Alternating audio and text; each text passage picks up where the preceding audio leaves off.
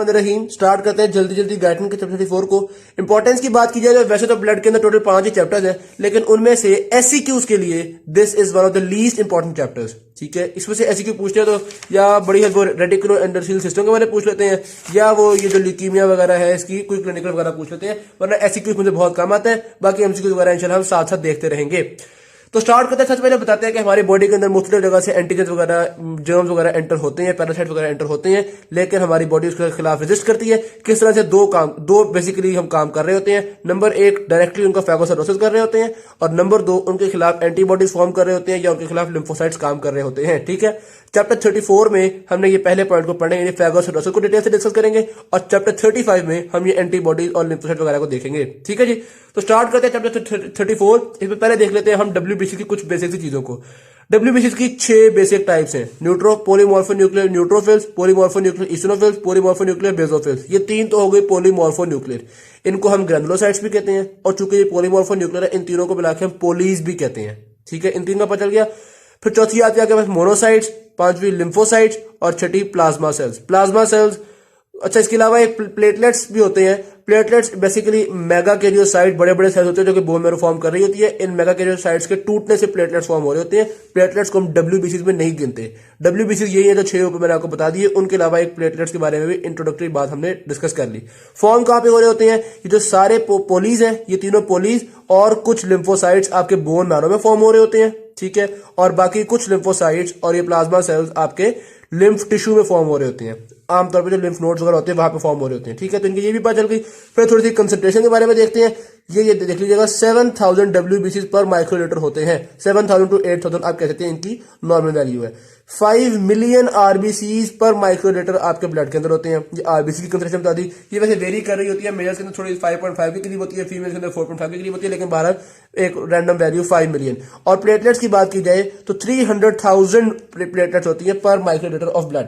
ठीक, कंसंट्रेशन सबसे ज्यादा न्यूट्रोफिल्स की होती है 62%, उसके बाद लिम्फोसाइट्स की कंसंट्रेशन होती है, और उसके बाद फिर बाकी आप अरेंजमेंट में मोनोसाइट्स की, फिर इसिनोफिल्स की, सबसे कम बेसोफिल्स की कंसंट्रेशन होती है। जेनेसिस की बात करते हैं हम। अच्छा, ये कंसंट्रेशन वगैरह खास इंपॉर्टेंट नहीं है, बहरहाल ये वैल्यूज जो है ये 7000, 3 लाख और ये 5 मिलियन, इनका आपको रफ सा आइडिया होना चाहिए है एमसीक्यूज के लिए। डन होगी बात। प्रोड्यूस आपको समझ में आगे कहां पे हो रहे हैं, जहां पे हमें डब्ल्यूबीसी की जरूरत होती है वहां पे ट्रैवल करके चले जाते हैं, ट्रांसपोर्ट के लिए देते हैं सीरियस इंफेक्शन वाली जगह पे। तो ये हमने बेसिक चीजें देख रहे हैं। जेनेसिस की बात कर रहे थे तो हमने कहा था कि बेसिकली पिछले चैप्टर में भी हमने देखा था, यहाँ पे ये पूरा एक साइकिल देखा था। यहाँ पे 2 तरह की चलती हैं, एक माइलोसिटिक लीनिएज, एक लिम्फोसिटिक लीनिएज। तो उसका यहाँ पे भी जिक्र है। जो माइलोसिटिक लीनिएज है वो स्टार्ट हो रही है माइलोब्लास्ट से, वो चल रही होती है बोन मैरो के अंदर, और जो लिम्फोसिटिक लीनिएज है वो उनका जब शुरू में सेल बन रहे होते हैं वो लिम्फोब्लास्ट कहलाते हैं, और ये चलती है आपके लिम्फ टिश्यू के अंदर। लिम्फ टिश्यू जैसा कि उन्होंने बताया हुआ, लिम्फ ग्लैंड होते हैं, स्प्लीन होता है, थाइमस होती है, और खासतौर पर पेयर्स पैचेस गट की एपिथेलियम के अंडरनीथ एक पैचेस से होते हैं, उनको हम कहते हैं पेयर्स पैचेस। तो ये बात हमें पता चल गई। ओवरऑल देखा जाए तो कहां कहां बन रहे हैं डब्ल्यूबीसी आपके पास, बोन मैरो में बन रहे होते हैं और लिम्फ टिश्यू में। बोन मैरो में बनने वाले माइलोसिटिक लीनिएज माइलोब्लास्ट, और लिम्फ टिश्यू में लिम्फोसिटिक लीनिएज लिम्फोब्लास्ट। ये तो बातें हमें बेसिक थी, समझ में आ गई। फिर आगे मेगा कैरियोसाइट से टूट के आपके पास प्लेटलेट्स वगैरह बन रहे होते हैं। प्लेटलेट्स को हम थ्रोम्बोसाइट्स भी कहते हैं। सिंपल सी चीजें। अब देखते हैं डब्ल्यूबीसी के लाइफ स्पैन को। जो ग्रैनुलोसाइट है, यानी जो पोलीज थे, जो पहले 3 हमने देखे थे, उनका ब्लड के अंदर वो 4 से 8 घंटे के लिए रहते हैं, फिर वो किसी टिश्यू में एंटर होते हैं, और 4 to 5 डेज वो टिश्यू में रहते हैं। ठीक है जी। उसके बाद देखते हैं हम मोनोसाइट्स को। मोनोसाइट्स 10 to 20 आवर्स ब्लड में रहते हैं, फिर किसी टिश्यू में चले जाते हैं। टिश्यू में जाने के बाद monocytes are converted into tissue macrophages, और टिश्यू मैक्रोफेजेस कई मंथ्स तक भी रह सकते हैं जब तक वो डिस्ट्रॉय ना हो।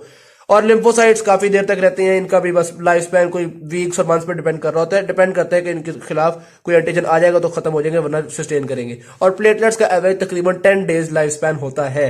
ठीक है, रफ वैल्यूज आपके ज़हन में होनी चाहिए ताकि कभी एमसीक्यू आ जाए तो आता हो। रफ सी मतलब ये 10 के अलावा अगर कोई 11 डेज में ज़हन में होगा तो ठीक है, लेकिन ये पता होना चाहिए 4 to 8 आवर्स है। ठीक है, और लिम्फोसाइट कई मंथ्स के लिए रह सकते हैं। इस तरह रफ वैल्यू ज़हन में होनी चाहिए आपके पास। तो यहां तक हमने डब्ल्यूबीसी की बेसिक इंट्रोडक्टरी चीजें देख ली हैं, कहाँ फॉर्म हो रहे हैं, 6 टाइप्स है उनकी कंसंट्रेशन कितनी होती हैं, वो 2 लीनिएज है, माइलोसिटिक और लिम्फोसिटिक लीनिएज को देख लिया, और उनके लाइफ स्पैन को देख लिया। ठीक है, अब हम स्टार्ट करते हैं अपनी जो फैगोसाइटोसिस हमने चैप्टर 34 में स्टडी करना था। फैगोसाइटोसिस को देखिएगा तो बेसिकली 2 सेल्स में खास तौर पर इन्वॉल्व होते हैं, एक न्यूट्रोफिल्स और दूसरा टिश्यू मैक्रोफेजेस। हमने यहाँ पे जो सेल्स 6 टाइप्स पढ़ी थी, उनके अंदर पॉलीमॉर्फोन्यूक्लियर न्यूट्रोफिल्स भी पढ़े थे, और एक सेल्स थे मोनोसाइट्स। ठीक है, तो मोनोसाइट्स जब आपको कहीं पे जरूरत होती है तो मोनोसाइट्स ब्लड में मतलब मोनोसाइट्स ब्लड से टिश्यू में जाते हैं जहां पर इन्फेक्शन होती है और कन्वर्ट हो जाते हैं इनटू टिश्यू मैक्रोफेज। कैसे कन्वर्ट, और इनके अंदर कुछ चेंजेस आती हैं, इनका डायमीटर इंक्रीज करता है, इनकी जो पोटेंसी है या जो इनकी हार्मफुलनेस है वो इंक्रीज करती है, और ये मुख्तलिफ चीजें चेंज करने के बाद ये मोनोसाइट्स कन्वर्ट हो जाते हैं इनटू टिश्यू मैक्रोफेजेस। ठीक है, अब मोनोसाइट्स हो या न्यूट्रोफिल्स हो, ये इन्फेक्शन वाली जगह पे कैसे पहुंचती हैं? पहले ब्लड वेसल से ये स्क्वीज होकर बाहर आती है जिसको हम कहते हैं डायपेटिसिस। ठीक, फिर एमीबॉयड मूवमेंट से इन्होंने मूव करना है। अगला से पूछे कि मूवमेंट किस तरह हो रहा है, तो एमीबॉयड मूवमेंट से। और किस तरह से उस चीज के करीब जाती हैं, इस प्रोसेस को कहते हैं कीमोटैक्सिस, कि जो भी इन्फेक्शन वाली जगह है वहां से कुछ ना सब्सटेंसेस निकलते हैं। कैसे सब्सटेंसेस? जैसे कि बैक्टीरियल वायरल टॉक्सिन्स निकलते हैं, डीजेनरेटिव प्रोडक्ट्स निकलती हैं, या कॉम्प्लीमेंट कॉम्प्लेक्स के जो रिएक्शन होते हैं उनकी कुछ प्रोडक्ट्स निकल रही हैं, कुछ क्लॉटिंग फैक्टर वगैरह निकल रहे होते हैं। इन चीजों की तरफ इनका अट्रैक्शन होती है और उनकी तरफ ट्रेवल करती है, इसको हम कहते हैं कीमोटैक्सिस। ठीक, कितनी दूर से कीमोटैक्सिस के थ्रू आ सकती है? तकरीबन 100 माइक्रोमीटर की दूरी से भी ये इन्फेक्शन वाली साइड पे कीमोटैक्सिस की वजह से आ जाते हैं। जितनी ज्यादा केमिकल कंसंट्रेशन जिस जगह पे होगी उतनी ज्यादा उस तरफ वो ट्रेवल करते चले जाएंगे। तो क्या हुआ? दोनों के लिए, न्यूट्रोफिल्स और मोनोसाइट्स दोनों, डायबिटिसिस, एमीबॉयड मूवमेंट, कीमोटैक्सिस, सिंपल चीजें थी। आ जाएंगे फेगोसाइटिस की तरफ। अच्छा, अब ये इन्फेक्शन वाली साइड तक पहुंच गए। अब कौन सी चीजें हैं जिनको उन्होंने तबाह करना है, यानी कौन सी चीजें हार्मफुल हैं और कौन सी बॉडी की अपनी है, इस पर डिफरेंशिएट कैसे किया जाएगा? 4-5 पॉइंट्स हैं। जो चीजें, पहले आता है स्मूथ सर्फेस। जो स्मूथ सर्फेस वाली चीजें होती है उनका फेगोसाइटोसिस आमतौर पे नहीं करते। ठीक, इस तरह अपनी हमारी बॉडी की चीजें बच जाती हैं। नंबर 2, बॉडी की चीजों के बाद प्रोटेक्टिव कोट्स भी होते हैं, प्रोटेक्टिव प्रोटीन कोट्स होते हैं हमारी अपनी बॉडी की चीजों पे, ताकि उनका फेगोसाइटोसिस ना हो। और नंबर 3, जो एंटीजेन आता है उस एंटीजेन के साथ आमतौर पर एंटीबॉडी अटैच कर दी जाती है। तो जिसके साथ एंटीबॉडी अटैच होती है ये खास तौर पे उसका फेगोसाइटोसिस करते हैं। ठीक, तो ये 3-4 चीजें जिनकी मदद से हम एंटीजन को पहचानते हैं। एंटीजन को पहचानने को प्रोसेस को हम कहते हैं opsonization. This process in which pathogen is selected for phagocytosis and destruction is called opsonization. ये opsonization जो है, ये डेफिनेशन आपको आनी चाहिए, ये एमसीक्यू में भी आ सकती है और वैसे शायद एससीक्यू में भी एक पोर्शन में आपसे पूछ लिया जाए। अच्छा, अब फेगोसाइटोसिस यहां तक तो हमने जनरल बातें स्टडी कर ली फेगोसाइटोसिस और मोनोसाइट्स दोनों की। आगे हम देखते हैं किस तरह से, सॉरी मैं कह रहा हूं यहां तक जो जनरल बातें डिस्कस कर ली हमने, फेगोसाइटोसिस डन बाय न्यूट्रोफिल्स और मोनोसाइट्स जाते हैं वो उसकी। ठीक है जी, अब देखते हैं हम किस तरह से न्यूट्रोफिल्स और मोनोसाइट्स का डिफर होता है। न्यूट्रोफिल्स आपके पास फेगोसाइटोसिस कर रहे होते हैं, जो पार्टिकल आता है उसके रेडिकल सूडोपोड्स को बढ़ाते हैं, सूडोपोड बढ़ा के उसको इनगल्फ कर लेते हैं, इनगल्फ करके बस फ्ली फ्लोट वो जो इनगल्फ कर लिया वो इसके अंदर वेसिकल बन जाती है और उसको फिर ये डिस्ट्रॉय कर देते हैं। तकरीबन 3 to 20 बैक्टीरिया को ये इसी तरह अपने अंदर इनगल्फ करके डिस्ट्रॉय कर सकते हैं। ये न्यूट्रोफिल की बात है। मैक्रोफेजेस अपने काम में काफी बेहतर होते हैं। किस तरह बेहतर होते हैं? नंबर 1, 100 बैक्टीरिया को भी वो कर सकते हैं। नंबर 2, ज्यादा बड़े पार्टिकल्स को भी वो फेगोसाइटोस कर देते हैं। इवन पूरा आरबीसी को फेगोसाइटोस कर सकते हैं। ठीक है, अच्छा फिर आगे देखते हैं, जब इनके अंदर वो पार्टिकल आ जाता है फॉरेन पार्टिकल, तो उसके साथ लाइसोसोम मिल जाते हैं, वो डाइजेस्टिव वेसिकल बन जाता है, उनके साथ प्रोटीयोलिटिक एंजाइम्स वगैरह ब्रेक डाउन कर जाते हैं उनका। ठीक, यहां पे अगर देखा जाए तो मैक्रोफेजेस के लाइसोसोम्स के अंदर लाइपेजेस भी होते हैं। ठीक है, तो इस तरह से भी मैक्रोफेजेस जो है वो ज्यादा इफेक्टिवली डिस्ट्रॉय कर सकते हैं बैक्टीरिया को, क्योंकि लिपिड मेम्ब्रेन्स वगैरह होंगी तो उनको मैक्रोफेज डिस्ट्रॉय कर सकेंगे, न्यूट्रोफेज डिस्ट्रॉय नहीं कर सकेंगे। अच्छा, फिर कुछ एंटीजेंस के ऊपर प्रोटेक्टिव कोट्स भी होते हैं जो कि जिनके ऊपर लाइसोसोम्स के एंजाइम काम नहीं कर सकते। इन प्रोटेक्टिव कोट्स के बावजूद उनको डिस्ट्रॉय करने के लिए लाइसोसोमल एंजाइम्स के अलावा हमारे पास बैक्टीरियल एजेंट्स भी होते हैं, ऑक्सीडाइजिंग एजेंट्स वगैरह हो गए और इस तरह के मुख्तलिफ एजेंट्स होते हैं जो कि बैक्टीरिया को डिस्ट्रॉय करते हैं। अगर बैक्टीरिया इनसे भी बच जाए तो फिर वो अक्सर बीमारी कॉज कर लेते हैं, जिस तरह के यहाँ पे हमने देखा। ठीक होगी बात। अच्छा, अब वो कह रहे हैं, हमने मोनोसाइट्स को भी पढ़ा जो कि आपके ब्लड में फिर रहे होते हैं। मैक्रोफेज आपको पता है टिश्यू के अंदर जब मोनोसाइट आ जाता है वो मैक्रोफेज बन जाता है। तो ये एक पूरा सिस्टम है जिसको मोनोसाइट मैक्रोफेज सेल सिस्टम कहते हैं या रेटिकुलो एंडोथेलियल सिस्टम भी कहते हैं। डेफिनेशन मैं आपको बताऊं तो total combination of monocytes, mobile macrophages, fixed tissue macrophages and a few specialized endothelial cells in the bone marrow, spleen and lymph node is called as reticuloendothelial system. कुछ macrophage travel कर रहे हैं, कुछ macrophage tissue में fixed हैं और कुछ monocytes travel कर रहे हैं। ये सारा कुछ मिला के हम कहते हैं रेटिकुलोएंडोथेलियल सिस्टम या मोनोसाइट मैक्रोफेज सेल सिस्टम। एक ही बात है। ठीक है जी, मतलब एक ही चीज के दो नाम है। अब हम देखते हैं जो मैक्रोफेज हैं मुख्तलिफ टिश्यूज में किस किस तरह से होते हैं, इनके क्या नाम होते हैं।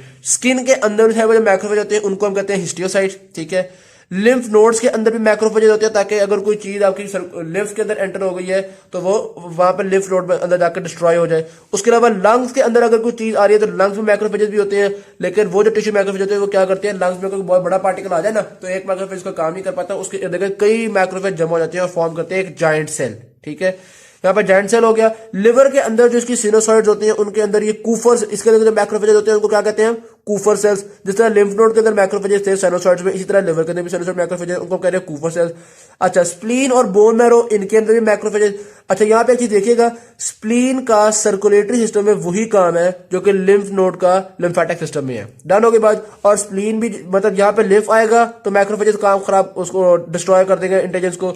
और स्प्लीन के अंदर जब ब्लड आएगा तो स्प्लीन के अंदर मौजूद मैक्रोफेजेस ब्लड के जितने भी ब्लड में जितने भी एंटीजन होंगे उनको डिस्ट्रॉय कर देंगे। और यहाँ पे वैसे उन्होंने थोड़ा बहुत स्प्लीनिक कैप्सूल, स्प्लीनिक पल्प वगैरह के बारे में बताया हुआ है। आपको वैसे भी पता होना चाहिए कि जो आरबीसीज होते हैं वो भी आपके स्प्लीन के रेड पल्प के अंदर उनकी डेथ होती है, जो ओल्ड एज आरबीसीज होते हैं। ठीक है जी।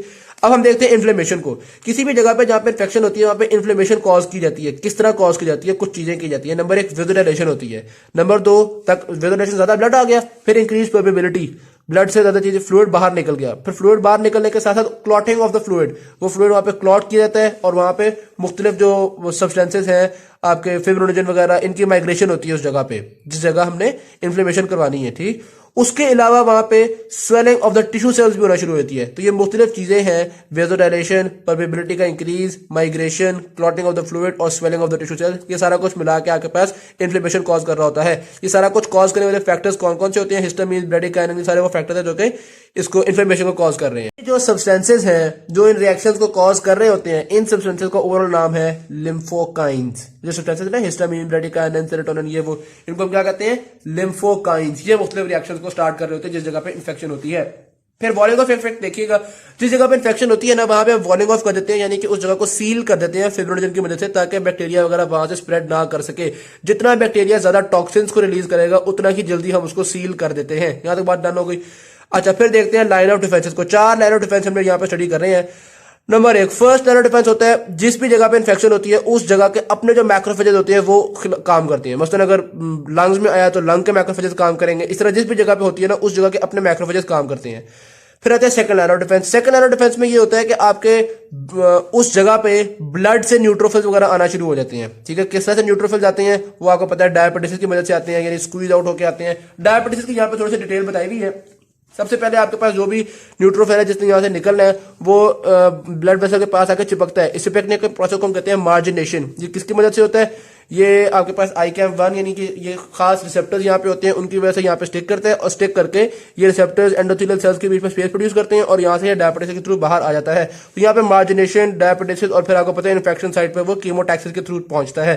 तो ये होगी कीमोटैक्सिस आपके पास। ठीक है, सेकंड लाइन ऑफ डिफेंस हम स्टडी कर रहे हैं, इसमें न्यूट्रोफिल्स आ रहे हैं। ठीक है, न्यूट्रोफिल्स की तादाद ज्यादा हो जाती है इन्फेक्शंस में, इसको हम कहते हैं न्यूट्रोफिलिया। नॉर्मली होनी चाहिए 4000 to 5000, लेकिन एबनॉर्मली जब इन्फेक्शन हुई होती है तो ये 15000 to 25000 पर माइक्रोलीटर ऑफ द ब्लड पहुंच जाता है। ठीक, तो न्यूट्रोफिल ज्यादा होने का मतलब ब्लड में अगर आपको न्यूट्रोफिल ज्यादा मिले तो इसका मतलब है कि इन्फेक्शन हुई बंदे को। फर्स्ट लाइन ऑफ डिफेंस उसके अपने local macrophages. Second line of defence blood से न्यूट्रोफिल्स पहुंच गए। Third line of defence blood से मोनोसाइट्स पहुंचे और वो मोनोसाइट्स कन्वर्ट हो गए इनटू मैक्रोफेजेस। इसको थर्ड क्यों कहा? क्योंकि मोनोसाइट्स पहुंच जाते हैं लेकिन उनको मैक्रोफेज में कन्वर्ट होने में थोड़ा सा टाइम लगता है। ठीक है, तो इसलिए थर्ड लाइन ऑफ डिफेंस हो गया, मैक्रोफेज में कन्वर्ट हो गए। फिर जब वंस मैक्रोफेजेस आ जाए फिर मैक्रोफेजेस इतना काम करते हैं कि न्यूट्रोफिल्स के काम की भी जरूरत नहीं पड़ती, तो मैक्रोफेजेस डोमिनेट कर जाते हैं। ठीक, और फोर्थ लाइन ऑफ डिफेंस ये होती है कि हम बोन मैरो से कहते हैं कि भाईजान आप अब सेल्स ज्यादा प्रोड्यूस करो। नंबर 1 लोकल मैक्रोफेजेस ने काम किया, नंबर 2 न्यूट्रोफिल्स आ गए, नंबर 3 मोनोसाइट्स आ गए और वो मैक्रोफेज में कन्वर्ट हो गए, और नंबर 4 बोन मैरो सबने कहा कि ये न्यूट्रोफिल्स और मोनोसाइट वगैरह ज्यादा प्रोड्यूस करो क्योंकि इस वक्त इन्फेक्शन चल रही है। ठीक, feedback control of macrophage and neutrophil response यही डिस्कस किया हुआ है कि मैंने कहा ना फोर्थ लाइन ऑफ डिफेंस जब इन्फेक्शन होती है तो बोन मैरो से कहते हैं कि भाई ज्यादा काम करो। तो यही बता रहा है कि मुख्तलिफ फैक्टर्स होते हैं जो रिलीज करते हैं और वो बोन मैरो से ज्यादा काम करवाते हैं, जैसे कि फैक्टर्स के नाम बताए हुए हैं, tissue necrosis factor, interleukin 1, granulocytes colony stimulating factor, granulocyte monocytes colony stimulating factor. तो ये मुख्तलिफ स्टिमुलेटिंग फैक्टर्स होते हैं जो कि WBC की फॉर्मेशन को इंक्रीज करते हैं। फॉर्मेशन ऑफ पस, जो WBCs की डेथ हो गई और जो टिश्यूज का नेक्रोसिस हुआ है, जहां पे इन्फेक्शन हुई है वहां पे कुछ ना कुछ टिश्यू की भी डेथ हुई है और वहां पे जो बैक्टीरिया उसकी भी डेथ हुई है, ये सारा कुछ मिलकर जो फ्लूइड होता है और कुछ ना कुछ टिश्यू फ्लूइड, ये सारा कुछ मिलकर बनता है पस। ठीक, इसको हम कहते हैं, जो मिक्सचर होता है उसको हम कहते हैं पस। बताया हुआ necrotic tissue, dead neutrophils, dead macrophages and tissue fluid, this mixture is commonly called as pus. और इससे होता क्या है, ऐसे थोड़ी देर बाद बॉडी के जो इर्द गिर्द सेल होते हैं वो इस पस को एब्जॉर्ब कर लेते हैं, खत्म कर देते हैं। ठीक हो गया। अब आते हैं हम 2 सेल्स की टाइप्स हैं, ईओसिनोफिल्स, बेसोफिल्स, और फिर हमने WBCs के इंक्रीज और डिक्रीज को पढ़ना है। कम हो जाए WBCs को तो उसको हम ल्यूकोपीनिया कहते हैं और ज्यादा हो जाए बॉडी में उसको हम ल्यूकीमिया कहते हैं। पहले देखते हैं ईओसिनोफिल्स को। ईओसिनोफिल्स के बारे में कुछ पॉइंट्स को डिस्कस करते हैं। नंबर 1 ये वीक फैगोसाइट्स हैं। नंबर 2 कीमोटैक्सल के थ्रू इन्फेक्शन साइड पे पहुंचते हैं। नंबर 3, जब पैरासिटिक इन्फेक्शन होती है तो इनकी तादाद भी इंक्रीज कर जाती है। नंबर 4, ये पहुंच के सब्सटेंसेस को रिलीज करते हैं, मुख्तलिफ सब्सटेंसेस है, हाइड्रोलिटिक एंजाइम वगैरह रिलीज करते हैं, लार्विसिडल पॉलीपेप्टाइड मेजर बेसिक प्रोटीन जिसको हम कहते हैं, मेजर बेसिक प्रोटीन उन्होंने रिलीज करनी है और रिएक्टिव फॉर्म्स ऑफ ऑक्सीजन वगैरह रिलीज करनी है। इन मुख्तलिफ हार्मफुल सब्सटेंसेस को रिलीज कर रहे होते हैं, यानी कि एंटीजन के लिए हार्मफुल। ठीक। नंबर 5, उन्होंने एग्जांपल बताई हुई है कि ट्रैक्नोसिस एक खास बीमारी है, इसके अंदर भी ईओसिनोफिलिया हो जाता है, यानी ईओसिनोफिल्स की तादाद बहुत इंक्रीज कर जाती है। और नंबर 6, जिस जगह पे एलर्जिक रिएक्शन हो रहा होता है, जिस जगह पे आकर बेजोफिल्स वगैरह काम कर रहे होते हैं, वहां पे भी ये भागे भागे पहुंचते हैं। खासतौर पर बेजोफिल्स जो होते हैं वो ईओसिनोफिल कीमोटैक्टिक फैक्टर भी रिलीज कर रहे होते हैं। मैस्ट फेल्स और बेजोफिल्स ईओसिनोफिल कीमोटैक्टिक फैक्टर रिलीज कर रहे हैं, जिसकी वजह से ईओसिनोफिल्स जल्दी जल्दी इन्फ्लेमेशन साइड पे पहुंचते हैं। डन।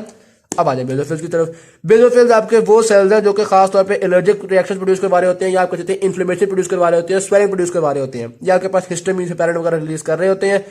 हिस्टामिन उन्होंने यहाँ पे बताया, हिस्टामिन, ब्रेडिकाइनिन, सेरोटोनिन, इन चीजों को रिलीज कर रहे हैं। उसके अलावा एंटीबॉडीज में ये जो इम्यूनोग्लोबिन ई होती है, ये एलर्जिक रिएक्शन में रोल प्ले कर रही होती है। तो इम्यूनोग्लोबिन मैस्ट सेल्स और बेजोफिल्स के ऊपर अटैच होती है। ठीक है। जब इस इम्यूनोग्लोबिन पे आके एंटीजन अटैच होता है तो ये अपने ये इम्यूनोग्लोबिन या एंटीबॉडी आप कह सकते हैं, ये जो इम्यूनोग्लोबिन ई है, ये एंटीबॉडी मैस्ट सेल्स और बेजोफिल्स पे अटैच्ड होती है। ठीक है। जब इस एंटीबॉडी पे आके एंटीजन लगता है तो ये मैस्ट सेल और बेजोफिल को बर्स्ट करवा देती है। जब बर्स्ट होती है तो मैस्ट सेल और बेजोफिल में से ये हेपेरिन, हिस्टामिन वगैरह निकलता है और इन्फ्लेमेशन कॉज होती है। तो ये इस तरह से ये अटैच इम्यूनोग्लोबिन ई जो है ये इनके ऊपर अटैच होती है और उनका रप्चर कॉज करवाती है। ठीक हो गया। अब आते हैं हम ल्यूकोपीनिया, और ल्यूकोपीनिया में क्या हो रहा है, डब्ल्यूबीसीज बहुत थोड़े रह गए हैं। इसका नुकसान क्या होगा, हमारी बॉडी में वैसे आमतौर पे हर वक्त कुछ ना कुछ बैक्टीरिया होते हैं, रेस्पिरेटरी ट्रैक में भी होते हैं, जीआईटी में भी होते हैं। ठीक है। अगर डब्ल्यूबीसीज कम हो गए तो यही वाले बैक्टीरिया जो हर इंसान में होते हैं ये इतने हावी हो जाएंगे कि इंसान की डेथ भी कॉज कर सकते हैं। रीजंस क्या है ल्यूकोपीनिया की, यार बोन मैरो को किसी वजह से खराब हो गई है बोन मैरो, या कोई इरेडिएशन, कोई एक्सरेज, कोई गैमा रेज वगैरह ने बोन मैरो को खराब किया है, या कुछ कॉमन ड्रग्स ऐसे हैं जो कि बोन मैरो को खराब करते हैं। मुख्तलिफ तरीके से कोई ना कोई इशू हुआ जिसकी वजह से डब्ल्यूबीसी प्रोड्यूस ऐसे नहीं हो पा रहे। और ट्रीटमेंट क्या है इसका, या तो आप ब्लड की ट्रांसफ्यूजन करो, ब्लड ज्यादा भेजो, कुछ एंटीबायोटिक्स यूज करो कि डब्ल्यूबीसी काम नहीं कर पा रहे तो एंटीबायोटिक्स का मतलब जर्म्स को तो रोक के रखे ना, और तीसरा ड्रग्स यूज करो ताकि ये जो इन्फेक्शन है ये कम से कम की जा सके। ठीक। उसके बाद आते हैं ल्यूकीमिया की तरफ। ल्यूकीमिया को आप डब्ल्यूबीसी कैंसर भी कह सकते हो, यानी कि बहुत ज्यादा बनना शुरू होता है डब्ल्यूबीसी। ये जारी बात है, कोई आपकी बोन मैरो का ट्यूमर हो जाएगा जिसकी वजह से डब्ल्यूबीसी बहुत ज्यादा बनना शुरू हो जाएंगे। खास तरह के डब्ल्यूबीसी ज्यादा बनते हैं, मिसाल के तौर पे सिर्फ न्यूट्रोफिल ज्यादा बढ़ रहा है तो कहते हैं न्यूट्रोफिलिक ल्यूकीमिया, यूसिनोफिल बढ़ रहे हैं तो उसको कहते हैं यूसिनोफिलिक ल्यूकीमिया, इसी तरह बेजोफिलिक ल्यूकीमिया, मोनोसिटिक ल्यूकीमिया। तो ये मुख्तलिफ टाइप्स ऑफ ल्यूकीमिया होते हैं। ज्यादा नहीं बल्कि एबनॉर्मल डब्ल्यूबीसी बनना शुरू हो जाते हैं। वो बता रहे हैं कि बिजारे शेप्स होती हैं उसकी, अनडिफरेंशिएटेड किस्म के होते हैं, प्रॉपर सही तरह के होते नहीं है। ठीक है। और जब सही तरह के होते नहीं तो कई दफा ये प्रॉपर बॉडी को प्रोटेक्ट भी नहीं कर सकते, बॉडी खराब होना शुरू हो जाती है। तो ल्यूकीमिया के अंदर मुख्तलिफ इशूज आ रहे होते हैं। मुख्तलिफ इशूज क्या है उनके, निमोनिया के आपके पास बीमार, B stand for bleeding tendency increase कर जाती है, thrombocytopenia. I stand for infection के चांसेस इंक्रीज कर जाते हैं। M stand for metabolic states का एक्सेसिव यूज कर दिया जाता है, ग्रो करना शुरू हो जाता है कैंसेरियस सेल्स और मुख्तलिफ अलाबला सेल्स। ठीक है। तो बी, अब दोबारा मैं बता रहा हूँ, B stand for bleeding tendency, I stand for infection, M stand for metabolic products increase कर गई है, A stand for severe anaemia भी हो जाता है, और R stand for rapid deterioration of normal protein tissue. जो आपके नॉर्मल प्रोटीन टिश्यू होते हैं वो डिटोरिएट करना शुरू कर देते हैं। तो ये मुख्तलिफ खराबियां हुई हैं आपके पास ल्यूकीमिया के अंदर। Thank you very much. Video share जरूर कीजिएगा, चैनल को सब्सक्राइब कीजिएगा। अल्लाह हाफिज।